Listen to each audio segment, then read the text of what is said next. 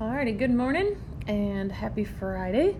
I hope you guys are looking forward to the weekend, and hopefully this is going to be our last video. Hopefully I see you guys Monday. Alright, so we are going to work on max and min problems, and this is actually your homework. So if you want to get out your homework, we're going to take notes on that actually today. It's 3.6C. It says max and min applications. Okay, and basically all this is today is using the derivative to figure out how to maximize or minimize a quantity. So first you're going to set up an equation to represent the event that's occurring, and then you're going to take the derivative and set it equal to 0 to find the critical points. And then if you need to, you're going to use the first derivative test to determine whether something is a maximum or minimum. Okay? So for example, we're going to do this one. I know it's on the notes already, but we're going to walk through it. It says, Joe would like to fence a rectangular dog run next to his garage. He has 24 feet of fencing. He only needs to use the fence on 3 sides of the run because the garage acts as a side as well. What will the dimensions be if he wants to maximize the area of the dog run? So here's the diagram of the dog run.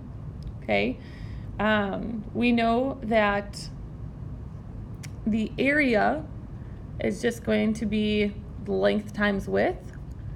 So area equals x times 24 minus 2x.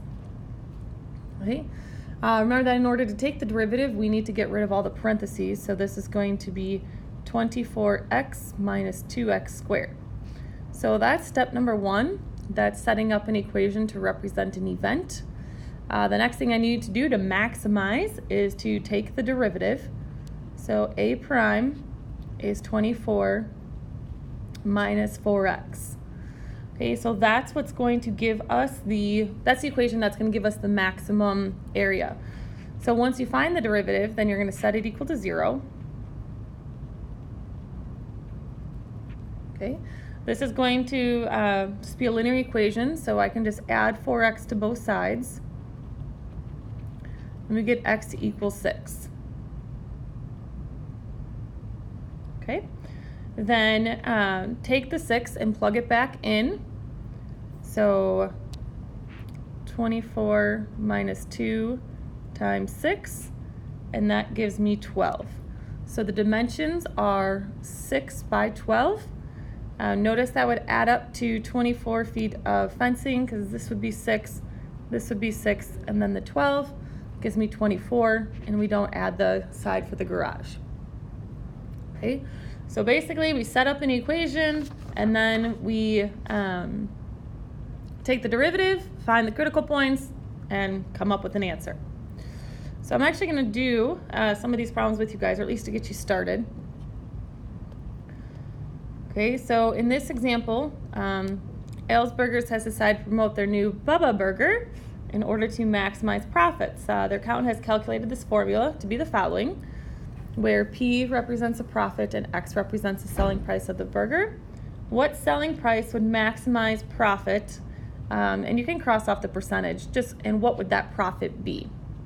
Okay, so they actually gave you the equation to start this problem, so you don't need to write it first, but you do need to take the derivative.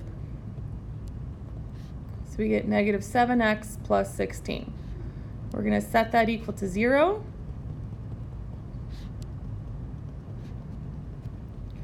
And x equals 16 over 7. So that is the price of the Bubba Burger that would create the maximum profit.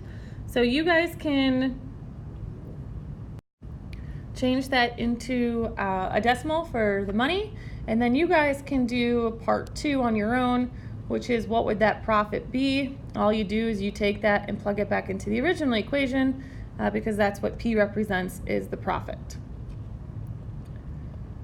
All right, next example, gonna do the setup with you guys and you can do the rest. So it says find the 2 positive real numbers whose sum is 100 and their product is a maximum. So the first thing you need to do is identify variables so you can write an equation. So the first number is going to equal x, and then we have to write an equation for the second number. So we know that the sum is 100. So then that means that if we take 100 minus the first number, we'll find the second number. So this is 100 minus x. Okay. Product means multiplication, so the max product is going to be x times 100 minus x. Okay. And you guys can finish this problem up on your own, find the derivative, find the critical points, and then answer the question. All right, now let's go to the next page.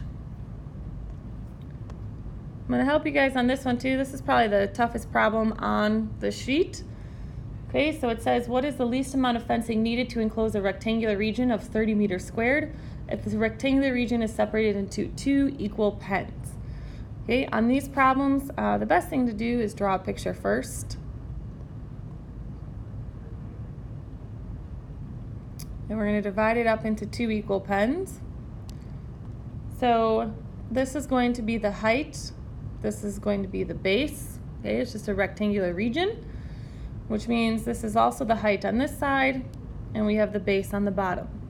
Now, this piece going across the middle here is going to be the same width as the base. So we're also going to identify that as B. Okay, so we want the least amount of fencing needed to enclose a rectangular region. Okay, so we know that the area is going to be B times H, which is 30. Okay, now the perimeter is going to have to include all these parts here. So the perimeter equals 3B plus 2H. Okay, once again, where did we get that extra B from? Right here, because it was split up into 2 equal pens. So we need to find the derivative from here, but problem is we have 2 different variables, so we need to write the equation as one variable first. Well, I can do that by solving for either B or H. It doesn't matter which one you do. So I'm just going to solve for H. So H equals 30 over B. Okay. Then we're going to use substitution to plug that in.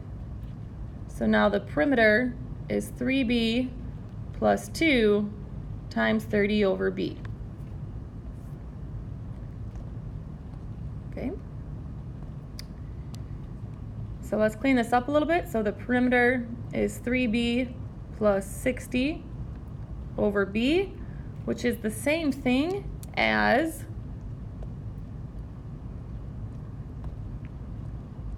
(60b to the negative first). Okay, now you have the equation for the perimeter, and now you can go ahead and take the derivative, set it equal to 0, and answer the questions. All right, and then the last problem, you guys can primarily just do this one on your own. So when it asks what is the height of the rocket after all these times, you just plug it directly into the equation. At what time is the rocket at its peak height? Okay, you can find that 2 different ways. You can do the vertex, or you can find the maximum height first and then set it equal to figure what the time would be at that point. Okay? All right, so you guys have the rest of the time to work on homework. Actually, I take that back, sorry. You guys are actually going to get into your groups and do an example problem. So it's the first derivative and definition sheet.